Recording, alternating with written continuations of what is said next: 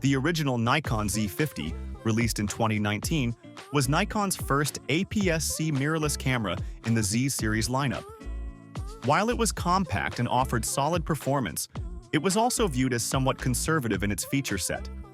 Now, with the Nikon Z50 II on the horizon, many are eager to see if Nikon is ready to push the boundaries, or if it's playing the Nikon Z50 II way too safe once again.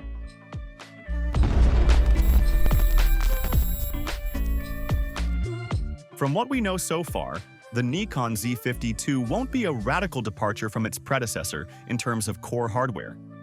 One of the most significant updates is a refreshed body design that promises better ergonomics and functionality. The inclusion of a fully articulating screen, similar to the one on the Nikon Z6 III, is a notable improvement.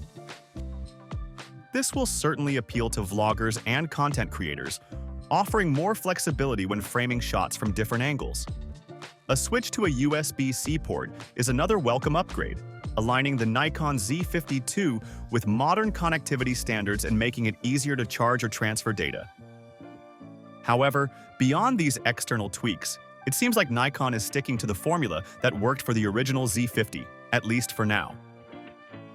One of the more exciting updates is the inclusion of Nikon's X-Speed 7 image processor, which has been used in higher-end full-frame cameras like the Nikon Z6 III. This new processing engine is said to be 10 times faster than its predecessor, which could result in significant performance boosts for the Nikon Z50 II. Expect faster and more accurate autofocus, improved image rendering, and better overall camera responsiveness. The faster processor should also make it more reliable for action photography, potentially pushing it closer to the level of a professional-grade camera. While the Nikon Z50 II is being touted as a potential successor to the D500 by some, the sensor may tell a different story. The rumored sensor choice is where things get interesting and divisive.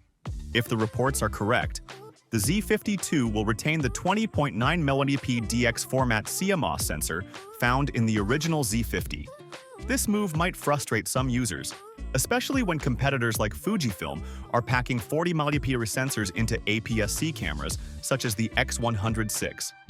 For many photographers, 20.9mm is perfectly adequate for most purposes, especially when you consider that image quality is influenced by more than just resolution.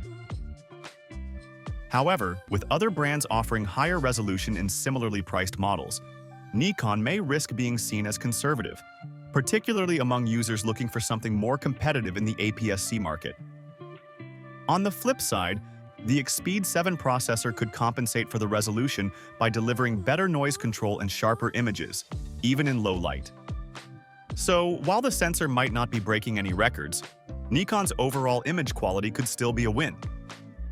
One disappointment is the absence of a battery grip option for the Nikon Z50 II, something many Nikon fans were hoping to see. A battery grip extends shooting time and improves handling, especially for photographers with larger hands or those who shoot vertically often. This omission may suggest that Nikon is still positioning the Z50 II as an enthusiast-level camera, rather than catering to professionals who might need extended battery life for long shooting sessions. Another feature that brings the Nikon Z50 II up to date is its compatibility with Nikon's new imaging cloud, which allows photographers to transfer images wirelessly to smartphones and update firmware more easily. This kind of seamless connectivity is becoming a standard expectation in modern cameras, and its inclusion in the Z50 II helps the camera feel more in line with current trends. While the Z50 II promises some meaningful updates, it seems Nikon is largely playing it safe with this model. The body design refresh, improved processor, and modern connectivity are all welcome upgrades, but sticking with the 20.9mm sensor raises questions. Are they risking too little in a market that's increasingly dominated by higher-spec APS-C cameras? In fairness, Nikon might be prioritizing performance over spec chasing. The X-Speed 7 processor is a significant leap, and the combination of fast autofocus, better image processing, and a reliable sensor could make the Nikon Z50 II a very appealing camera for its target audience. For enthusiasts who don't need ultra-high resolution, the Z50 II might strike a perfect balance between performance and usability. As with any pre-launch speculation, it's important to remember that these are rumors and leaks, and the final product could surprise us. What's clear is that the Nikon Z50 II will be a solid update to an already well-regarded camera, but whether it's enough to compete in a crowded APS-C market remains to be seen. If Nikon can deliver a camera that maximizes the potential of its components, even without the flashiest specs, it could retain a loyal base of photographers. However, if the market continues to shift towards higher resolution sensors and more advanced features, Nikon may find itself playing catch-up.